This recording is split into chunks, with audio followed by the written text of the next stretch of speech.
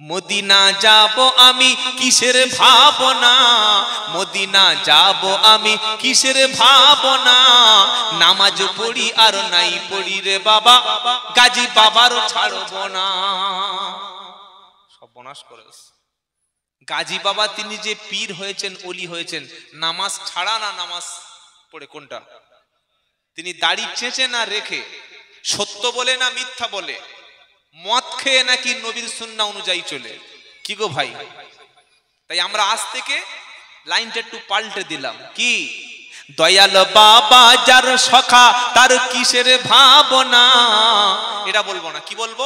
দয়াল আল্লাহ যার সখা তার কিসের ভাবনা, দয়াল আল্লাহ যার সখা তার কিসের ভাবনা, ছেড়ে দে মাঝি আমি যাব মদিনা, ছেড়ে দে মাঝি আমি যাব মদিনা। ইনশাআল্লাহ বলেন। মসজিদের সঙ্গে সম্পর্ক করুন, আল্লাহ বাঁচাবে, আল্লাহ বাঁচাবে, আল্লাহ বাঁচাবে, আর বাঁচানোর কেউ নাই। কেউ আছে? কেউ আছে?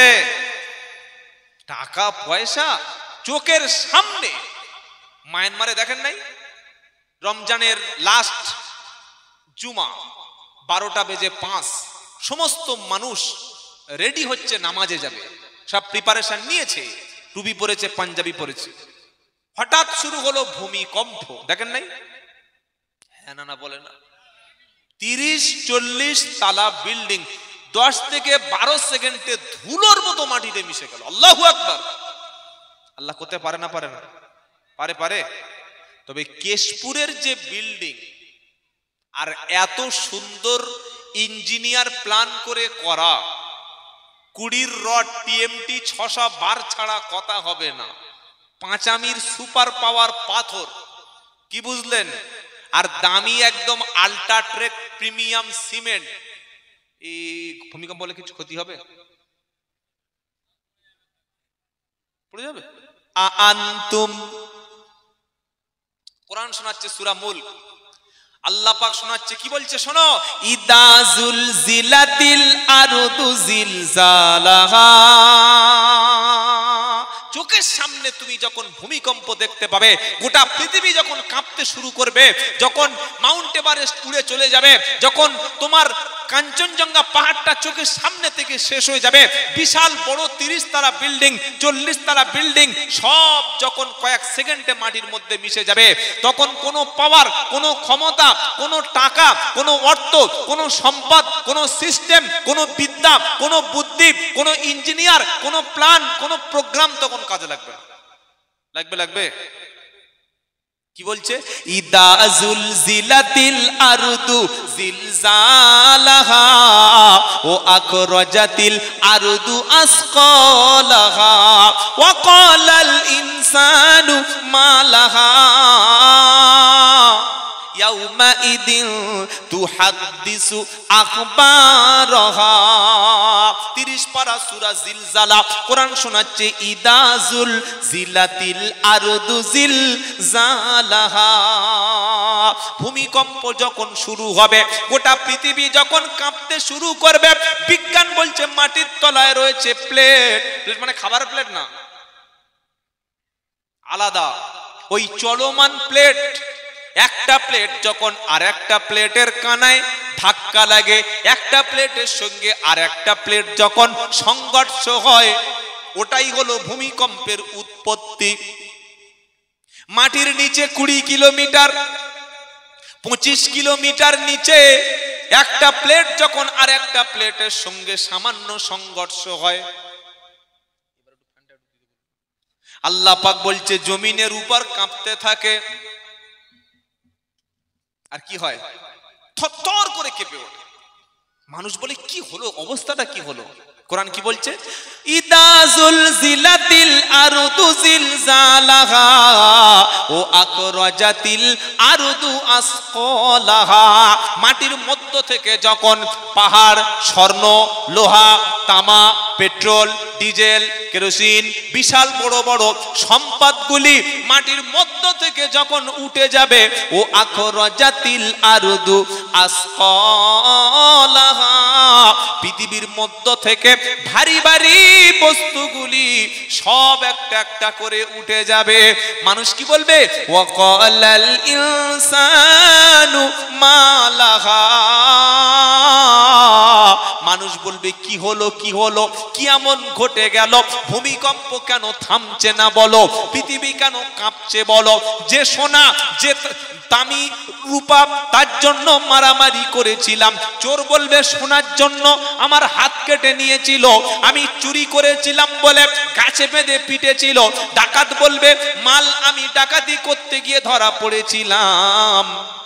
এই সামান্য কয়েকটা টাকার জন্য আত্মীয় স্বজনের মধ্যে সম্পর্ক নষ্ট হয়েছিল, আজকের সোনার পাহাড় সামনে এসে গেছে, কে নেবে বলো? আল্লাহ বলছে বি আন্না রাব্বাকা আওহালাহা, এগুলি সব আল্লাহর নির্দেশেই এমনটা হচ্ছে। ইয়াউমা ইদি ইয়াসদুরুন নাসু আশতাতাল লিইউরাউ আমালাহুম, মানুষ সেদিন দলে দলে ভাগ হবে, আর যা আমল করেছিল সবগুলি নিজে তখন দেখা পাবে, কোনো আমল চাপা থাকবে? কোন দোকানে কোথায় বসে তুমি কি করেছো সেটা সিসি ক্যামেরায় ফুটে ওঠেনি, কিন্তু কিয়ামতের দিন ইয়াউমা ইদিন তুহাদ্দিসু আখবারহা, পৃথিবীর উপরে কোথায় কি হয়েছে, পৃথিবীর জমিন সেদিন সব খবর বলে দেবে। তাই যত পারুন ভালো কাজ করুন। আমরা যেখানে যেখানে সেজদা দিয়েছি, যেখানে বসে আল্লাহর জিকির করেছি, যেখানে বসে কোরআন শরীফ পড়েছি, যেখানে বসে আমরা আল্লাহর প্রশংসা করেছি, জমিন সেদিন আমাদের পক্ষে সাক্ষী দেবে। জোরে বলুন না সুবহানাল্লাহ। আবার জমিনের যেখানে বসে মদ খেয়েছি, জেনা করেছি, মিথ্যা বলেছি, চুরি করেছি, 2 নম্বরই করেছি, যেখানে বসে নাফরমানি করেছি, এই জমিন সেদিন বিপক্ষে দেবে কি দেবে না? মানুষ সেদিন অবস্থাটা কি হবে? ফামাইয়া আমাল মিসকালা দাররাতিন খায়রান ইয়ারা ওয়া মাইয়া আমাল মিসকালা দাররাতিন শাররান ইয়ারা, কেউ যদি সামান্য পরিমাণ ভালো কাজ করে সেটাও কিয়ামতের দিন দেখানো হবে, আবার যদি কেউ সামান্য পরিমাণ খারাপ কাজ করে যেটা খালি চোখে ধরা পড়ে না, ছোট্ট একটা কণার মতো, ধুলি কণার মতো, এমন খারাপ কাজ করলে সেটাও আল্লাহ সবার সামনে হাজির করবে। তার নাম হলো কিয়ামতের দিন। তার নাম কি? কিয়ামত। বিশ্বাস করুন, আল্লাহকে ভয় করুন। শোনাচ্ছিলাম আল্লাহর সাহায্য মদত আসে না কেন? আল্লাহর সাহায্য মদত আসবে যদি আমরা আল্লাহর হয়ে যাই। আমাদের মধ্যে আজকের ঐক্য নাই। কি নাই?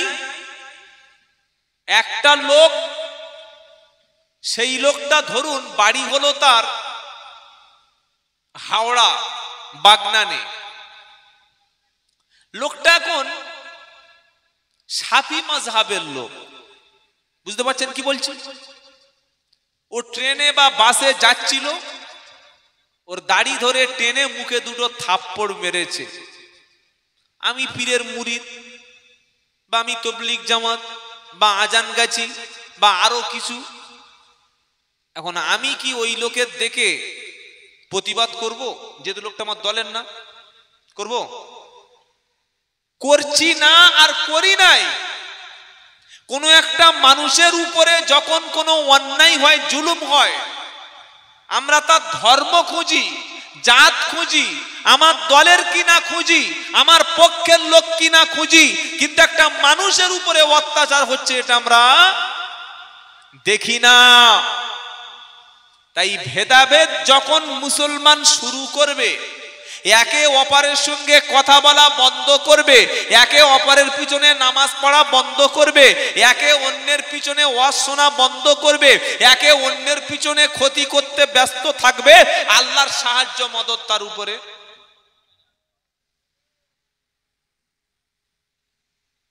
এবার কবি কাজী নজরুল ইসলামের একটা কথা বলি।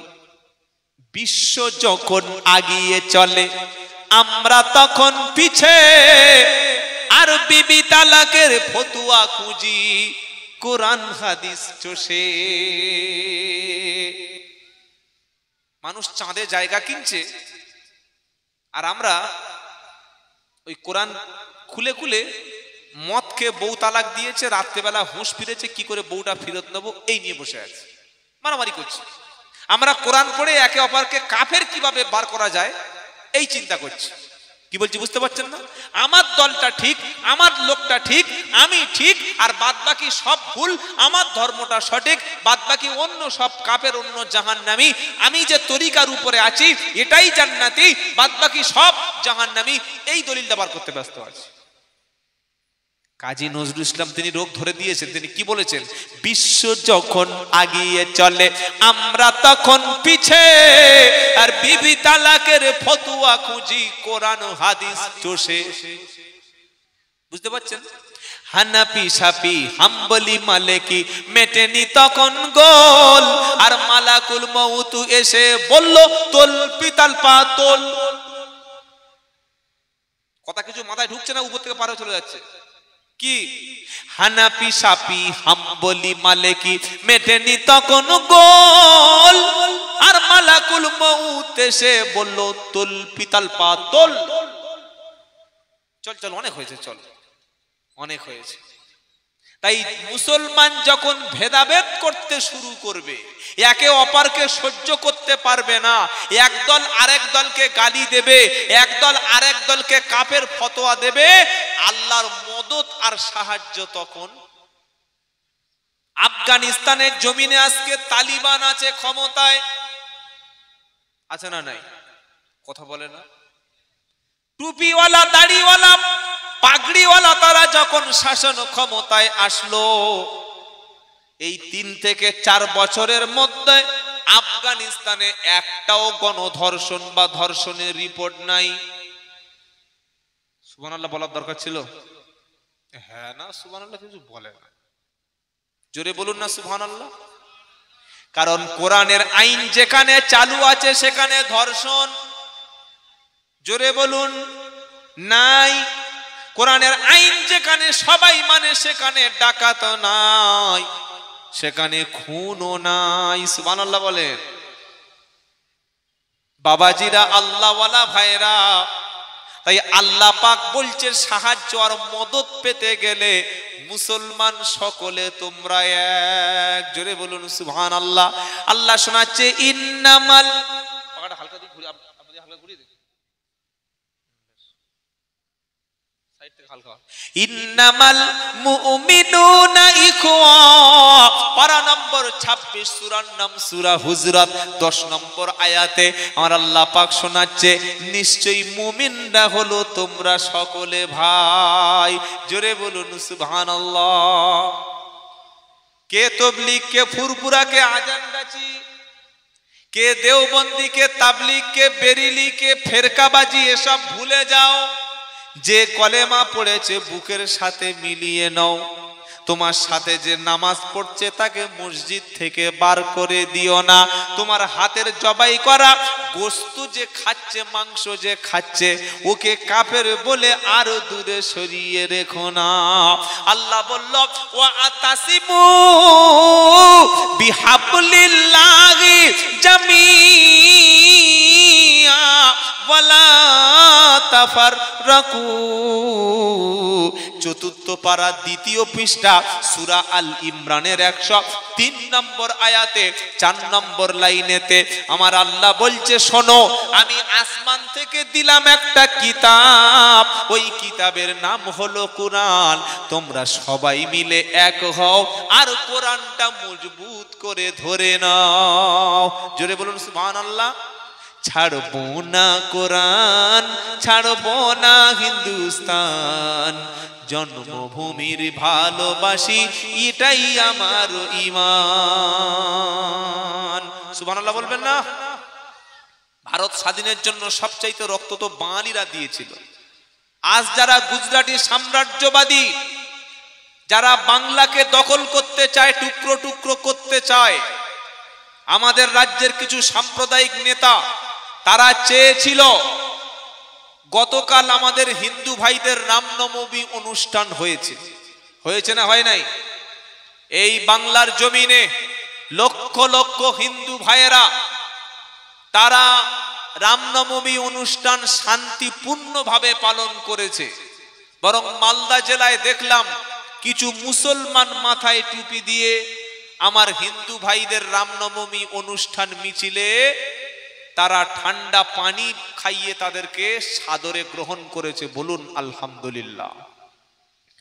যে সাম্প্রদায়িক নেতাগুলো চেয়েছিল এই অনুষ্ঠানকে কেন্দ্র করে বাংলা দখল করবে, অশান্তি শুরু করবে, কিন্তু আল্লাহর অশেষ দয়ায় বাংলায় কোনো অশান্তি হয়নি। সামনে যে দিন আসছে, হিন্দু মুসলমান আমরা যদি সম্প্রীতি বজায় না রাখি, আপনার পাড়ায় একটা মন্দির আছে, আপনি প্রয়োজনে মন্দিরটা পাহারা দিন। কেন পাহারা দিতে বললাম? এক সপ্তাহ আগে উত্তর দিনাজপুরে গঙ্গারামপুরে আমার হিন্দু ভাইদের মন্দিরে দুজন ছেলে ধরা পড়েছিল রাত্রেবেলা, যারা চুরি করে মন্দিরের মধ্য থেকে মূর্তি ভাঙতে গেছিল। আচ্ছা, আপনারা তো মুসলমান, তাই না ভাই? কোনদিন জুমার নামাজ পড়তে গিয়ে মসজিদে বা তবলিগ জামাতের ভাইদের সাথীদের সাথে তালিমে বসে বা কোনো পীর সাহেবের খানকায় বসে বা কোনো জলসা বা ইসালে সাহেবের মজলিসে বসে কোনো হুজুর, কোনো মুফতি সাহেব, কোনো পীর সাহেব, কোনো মুবাল্লিক সাহেব বলেছে যে তোমাদের পাড়ায় যদি কোনো মন্দির থাকে ওর ভিতরে মূর্তিগুলো ভেঙে দিলে তোমাদের নেকি হবে, সওয়াব হবে, পুণ্য হবে? সবাই বলুন শুনেছেন কোনোদিন? আর যদি কোনো হুজুর বলে থাকে তিনি ভুল বলছে না ঠিক বলছে? ইসলাম বলছে ওয়ালা তাসুবুল্লাযিনা ইয়াদউনা মিন দুনিল্লাহ, আল্লাহ ছাড়া যারা, কেউ সরস্বতী, কেউ ভগবতী, কেউ ঈশ্বর, কেউ গড, কেউ ভগবান, কেউ কালী, যারা ডাকাডাকি করে তোমরা তাদের ঈশ্বরকে, উপাস্যকে গালি দিও না। সুতরাং উত্তর দিনাজপুরের গঙ্গারামপুরে হাতে নাতে ধরা পড়ল দুজন ব্যক্তি গিয়ে রাত্রেবেলা মন্দিরের মধ্যে দেবীর মাথা বা তাদের ভাঙছিল, শরীরটা ভাঙছিল। ধরা পড়ল। ধরা পড়ার পরে এলাকার মানুষ মনে করলো নিশ্চয়ই মুসলমানেরা করেছে, কিন্তু পরবর্তীকালে যখন ভালো করে তদন্ত করে দেখা গেল দুজন অমুসলিম হিন্দু ভাইদেরকে টাকা দিয়ে, উস্কানি দিয়ে এই কাজটা করানো হয়েছে। আপনি চিন্তা করতে পারছেন? বাংলাকে অশান্ত করার জন্য, বাংলার সম্প্রীতি নষ্ট করার জন্য, বাংলার হিন্দু মুসলমানকে দাঙ্গা লাগানোর জন্য দাঙ্গাবাজরা, গুজরাটি ক্ষমতাবানেরা, বাঙালি বিদ্বেষীরা দিন রাত তারা চেষ্টা করে যাচ্ছে। তাই আমি আব্দুল্লাহ জুবায়ের বলছি, আপনার মসজিদে সিসিটিভি ক্যামেরা লাগান। আপনার মসজিদে এসি বা পাথর না লাগাতে পারেন, কোনো সমস্যা নাই। মসজিদের গুরুত্বপূর্ণ জায়গাগুলিতে সিসিটিভি ক্যামেরা লাগান, যাতে কেউ কোনো রকমের দাঙ্গা না করতে আসতে পারে। সে বিষয়ে সর্বপ্রথম আমাদের লক্ষ্য রাখতে হবে। একটা মসজিদ যদি ভেঙে দেয়, আবার আমরা মসজিদ করতে পারবো। একটা মন্দির যদি হিন্দুদের ভাঙা হয়, আরেকটা মন্দির করার মতো ক্ষমতা হিন্দু ভাইদের আছে। কিন্তু পরস্পর যে মিলেমিশে থাকি, এই যে ভ্রাতৃত্ব যদি নষ্ট হয়ে যায়, হিংসায় যদি দুই দল, দুটো ধর্মের মানুষ মারামারি করে, এতে তৃণমূলের কোনো ক্ষতি হবে না, বিজেপির কোনো ক্ষতি হবে না। যখন হিন্দু মুসলমান মারামারি করে, যাদের উস্কানিতে মারামারি হয়, তারা কিন্তু ভাই এসি রুমে বসে মজা নেয়। তোমার ছেলে যাবে, রামের ছেলে যাবে, রহিমের ছেলে যাবে, দুজন লাশ হয়ে কেউ যাবে শ্মশানে, কেউ যাবে কবরস্থানে। আর যাদের উস্কানি থেকে তারা মাঠে নেমেছিল, তারা কিন্তু এসি ছাড়া বার হবে না, লাশের রাজনীতি হবে। তাই সামনে আরো কঠিন দিন আসছে। বাংলার সম্প্রীতি, বাংলার ভালোবাসা, একে অপরের প্রতি শ্রদ্ধাশীল, একে অপরের ধর্মের প্রতি সম্মান, এটা আমরা করব, বলুন ইনশাআল্লাহ। কেউ যদি আমাকে অস্ত্র বাড়িয়ে দেয়, আমরা তার বিরুদ্ধে বোম চেলে তাকে আঘাত করব না, ফুলের তোড়া দিয়ে আমরা বরণ করে নেব। বলুন ইনশাআল্লাহ, বলুন ইনশাআল্লাহ। তবে যদি কেউ সাম্প্রদায়িক ব্যক্তি কোন মন্দির ভাঙতে আসে, মসজিদ ভাঙতে আসে, হিন্দু মুসলমানের মধ্যে দাঙ্গা লাগাতে আসে, সে হিন্দু হোক আর সে মুসলমান হোক, যখন জানতে পারবেন লোকটা দাঙ্গাবাজ, মন্দির বা মসজিদের সামনে এসে অশান্তি করতে আসলে, হিন্দু হোক আর মুসলমান হোক, আপনার দলের ছেলে হোক, যারা সম্প্রীতি নষ্ট করতে আসবে ওখানেই কবর দিন। কি বলছি বুঝতে পেরেছেন? দাঙ্গা লাগাতে আসলে, অশান্তি করতে আসলে ওখানেই পুঁতে ফেলুন। কথা শুনে খারাপ লাগছে আপনাদের? খারাপ লাগছে? সবচাইতে যেটা জরুরি সেটা হলো পরস্পরের মধ্যে ভ্রাতৃত্ব গড়ে তোলা, আর সেই কাজ আমরা করেছি, আগামীতে করব। বলুন ইনশাআল্লাহ, বলুন ইনশাআল্লাহ। আল্লাহ আমাদের তৌফিক দান করুক, সকলে বলুন আল্লাহুম্মা আমিন। তাই আল্লাহ কি বলছেন? ওয়া আতাসিমু বিহাবলিল্লাহি জামিআ ওয়ালা তাফাররাকু। আমি আল্লাহ আসমান থেকে তোমাদের জন্য দিয়েছি কোরআন, তোমরা সকলে এক হয়ে ওই কোরআনকে মজবুত করে ধরে নাও। সুবহানাল্লাহ বলে। আমরা কি ধরবো? ছাড়বো না কোরআন, ছাড়বো না হিন্দুস্তান, জন্মভূমির ভালোবাসি, এটাই আমার ঈমান। জোরে হবে না? নাকি পাকিস্তানে যাওয়ার ইচ্ছা আছে? যারা পাকিস্তানে বলছে আমাদের পাঠিয়ে দেব, তারা শুনে রাখো, তোমার যতটা অধিকার আছে আমার ততটা অধিকার আছে। এই অধিকার সংবিধান আমাদের দিয়েছে। তাই আল্লাহ কি বলছে? তোমরা সকলে মিলে মজবুত করে আমার কোরআনকে ধরো। তুমি তবলিগ, তুমি ফুরফুরা, তুমি আজানগাছি, তুমি দেওবন্দি, এসব ভেদাভেদ করতে দেবেন না। এসব কথা যারা বলবে তাদের বলতে দেবেন না।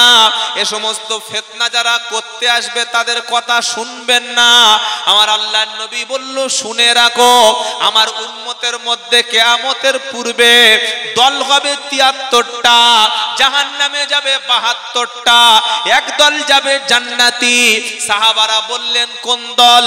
নবী তবলিগ বলেনি, ফুরফুরা বলেনি, আজানগাছি বলেনি, আহলে হাদিস বেরিলি বলেনি, শিয়া বলেনি, সুন্নি বলেনি, কোন দলের নাম বলেনি। নবী বললেন ওই দলটা জান্নাতি। মা আনা আলাইহি ও আসহাবি, আমি নবী যে দলে, আমার সাহাবারা যে দলের উপরে আমি যেভাবে জীবন যাপন করেছি, আমার সাহাবারা যে দলটার উপরে আছে ওই দলটা হলো জান্নাতি। 5 ওয়াক্ত নামাজ পড়ুন, কোরআনটা শিখুন, সত্য কথা বলুন, হালাল খাদ্য খান, স্ত্রীদেরকে পর্দায় রাখুন, ছেলে আর মেয়েটাকে লেখাপড়া শিক্ষায় শিক্ষিত করুন, আপনার প্রতিবেশীর সঙ্গে ভালো আচরণ করুন। আল্লাহ আপনার রাজি হয়ে যাবে। আর আল্লাহ যখন কোনো বান্দার প্রতি রাজি হয়ে যাবে, পৃথিবীর সব বান্দা এলে আমার আল্লাহর ওই বান্দাকে কোনো একটা চুলের ক্ষতি করতে পারবে না। জোরে বলুন সুবহানাল্লাহ।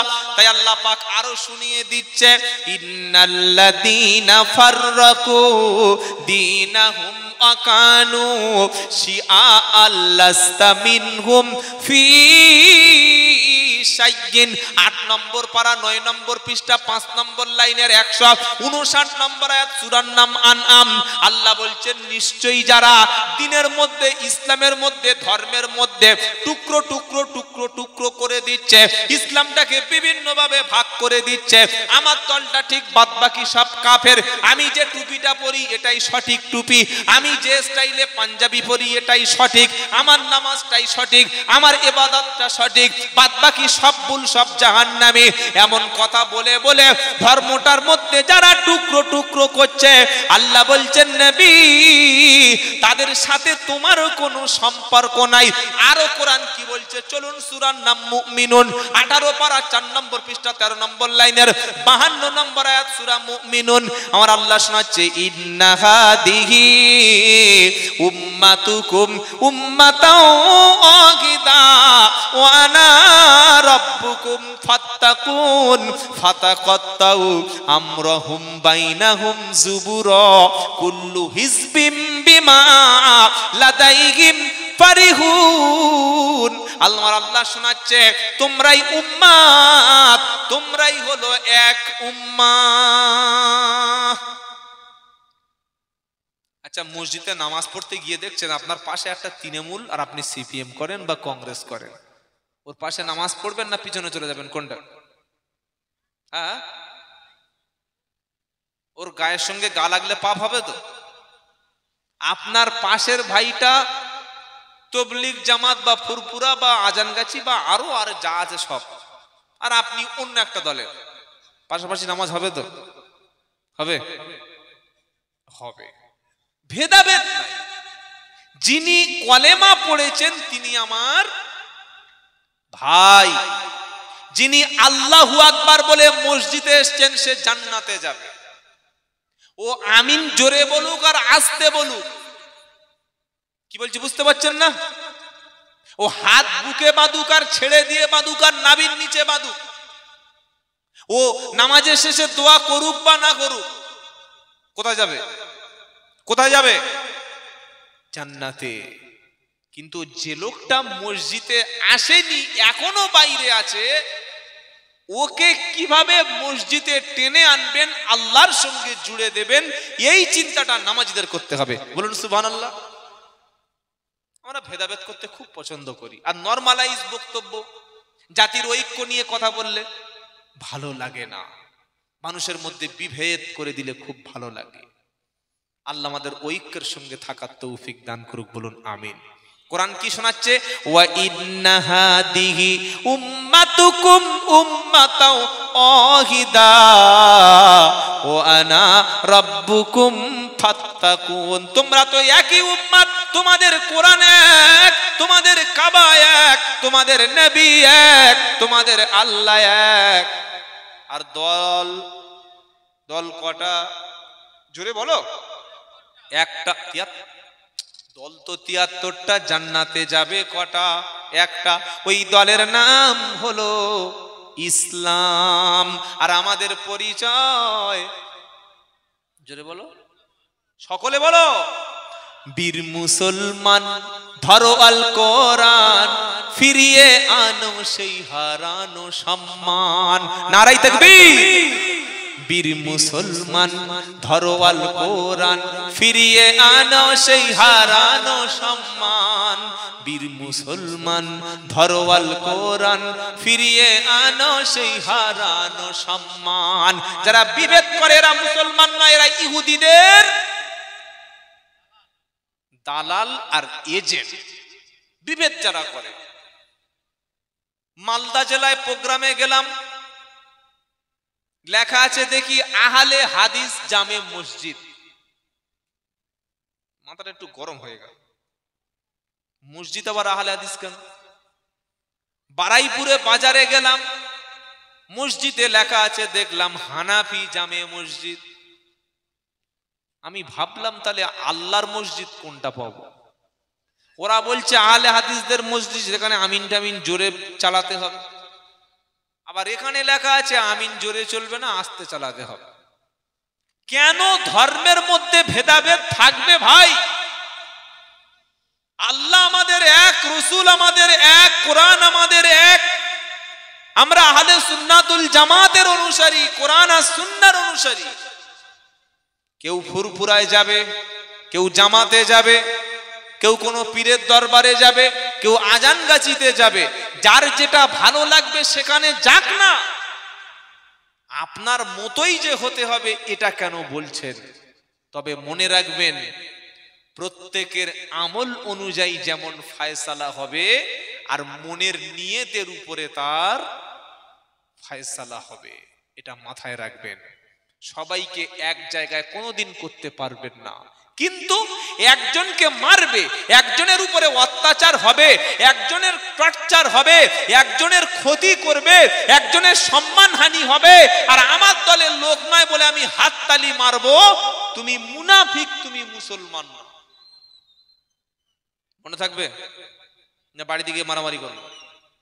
আবার আল্লাহ পাক আরো বলছেন, আতিউল্লাহ ওয়া রাসূলাহু ওয়ালা তানাজাউ ফাতাফশালু ওয়া তাদহাবা রিহুকুম ওয়াসবিরু ইন্নাল্লাহা মাআস সাবিরিন। এটা 10 পারা 2 পৃষ্ঠা, প্রথম লাইন, 46 নম্বর আয়াত, সূরা আনফাল। কি বলছে? আতিউল্লাহ ওয়া রাসূলাহু ওয়ালা তানাজাউ ফাতাফশালু ওয়া তাদহাবা রিহুকুম ওয়াসবিরু ইন্নাল্লাহা মাআস সাবিরিন। আল্লাহ বলছেন আল্লাহকে মানো আর রাসূলের কথা মেনে নাও, আর তোমরা যেন ভেদাভেদ করো না, নিজেদের মধ্যে যেন মতানৈক্য করো না। তোমরা যদি বিভেদ করো ক্ষমতাহারা হয়ে যাবে, তোমরা শক্তিহারা হয়ে যাবে, তোমাদের কাছ থেকে সব একটা একটা করে চলে যাবে। বাবরি যেমন চলে গেছে, সব কিছু যখন চলে যাবে, তোমাদের স্বাধীনতা একদিন বিপন্ন হবে। আজ মুসলমান এখনো পর্যন্ত নিজেদের মধ্যে ছোট্ট ছোট্ট বিষয় নিয়ে মারামারি, নিজেদের কাছে যেটা আছে ওটা সঠিক বলে মনে করছে। আমার আল্লাহ পাক বলছে না, ভেদাভেদকে ভুলে যাও, সকলে মিলে তোমরা কোরআনটাকে বুকের সঙ্গে ধরে নাও। দুটো বিষয় সামনে রেখে কথা শোনাচ্ছিলাম। এক হলো আল্লাহর সাহায্য কাদের জন্য আসবে, আর 2 নম্বর কোরআনটা কিয়ামতের দিন পক্ষে সাক্ষী দেবে না বিপক্ষে দেবে। হে বাবাজি, আল্লাহওয়ালা ভাইরা, বাড়িতে ফিরে গিয়ে বক্তার বক্তব্য শুনে যাওয়ার সময় নেচে নেচে চলে গিয়ে কাল থেকে যা ছিলেন তা, এটা সমাজে কোনো প্রভাব পড়বে না। কাল থেকে নিয়ত করুন, আমি কোরআন পড়ব, আমার বিবি কোরআন পড়বে, আমার বাচ্চা কোরআন পড়বে, আমার ছেলে মেয়ে কোরআন পড়বে, কোরআন শুনবে আর আমল করবে। কোরআন পড়বে, শুনবে, আমল করবে যারা, ওরাই জাহান্নাম থেকে বেঁচে যাবে। জোরে বলুন। বললে হুজুর সত্যি না মিথ্যা? আল্লাহ বলছে, ইয়া আইয়ুহাল্লাযীনা আমানু কু আনফুসাকুম ওয়া আহলিকুম নারা ওয়াকুদুহান নাসু ওয়াল হিজারা। 28 নম্বর পারা 19 নম্বর পৃষ্ঠা 14 নম্বর লাইনে 6 নম্বর আয়াত, সূরা তাহরিম। ও ঈমানদারেরা, তুমি নিজে জাহান্নামের আগুন থেকে বাঁচো। তুমি আগুন শুনেছো কিন্তু এখনো আগুন দেখোনি। তুমি যেমন নামাজ পড়ছো, তোমার বিবিটাকে তুমি নামাজ পড়াও। অনেক মুসলমান 5 ওয়াক্ত নামাজ পড়ে, বিবিকে বন্ধনে পাঠায়, বিবিকে মহিলা সমিতিতে পাঠিয়ে দেয়, বিবিকে ছোট্ট পোশাক পরে নির্লজ্জ বেহায়ার মতো বিয়ে বাড়িতে পাঠিয়ে দেয়। বিবি কোথায় যাচ্ছে খবর নেয় না, দাড়ি রেখেছে 1 বিগত, হাতে তসবিহ নিয়ে পাড়ায় পাড়ায় ইল্লাল্লাহ ইল্লাল্লাহ ইল্লাল্লাহ ইল্লাল্লাহ আল্লাহ আল্লাহ আল্লাহ আল্লাহ করে আকাশ ফাটিয়ে দিচ্ছে, মসজিদ কাঁপিয়ে দিচ্ছে। নিজের যুবতী কন্যা, নিজের গর্ভে ধারিণী মা, নিজের মেয়েকে, নিজের স্ত্রীকে পর্দায় রাখে না। আমার নবী বলল, দায়ুস কখনো জান্নাতে যাবে না। দায়ুস হলো সে নিজে আমল করে কিন্তু নিজের মেয়েদের হেফাজত করে না। যে এখন বাড়ির ইয়ং ইয়ং ভাবিরা দেখি সব একটা করে রিলস ভিডিও বানাচ্ছে। কি ভিডিও বলো? রিলস। আরে আমি বক্তব্য করে আর ক পয়সা পাবো?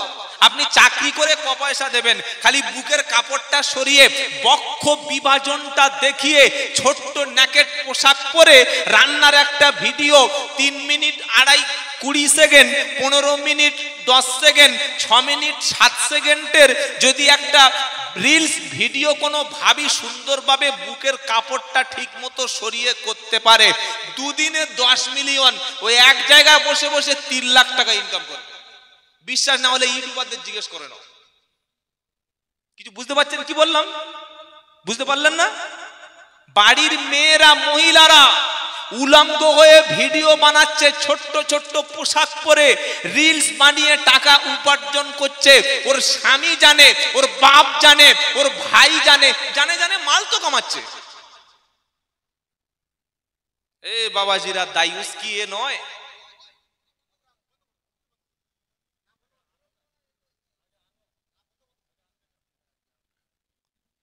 বাবাজিরা, আল্লাহওয়ালা ভাইরা, নামাজ পড়ার সাথে সাথে আমাদের কন্যাদেরকে আমরা পর্দার সঙ্গে রাখবো। বলুন ইনশাআল্লাহ, বলুন ইনশাআল্লাহ। ইনশাআল্লাহ সবাই বলছেন না? আল্লাহ তৌফিক দিক, বলুন আমিন। যাই হোক, আমরা আর আলোচনা করব না। আজকের যিনি শেষ মেহমান, প্রধান মেহমান, ফুরফুরা শরীফ থেকে এসেছেন পীরজাদা খোবায়েব সিদ্দিকী আল কুরাইশি ভাইজান। বেশিক্ষণ তিনি কথা বলবেন না, অল্প কিছু কথা বলে আখেরি দোয়া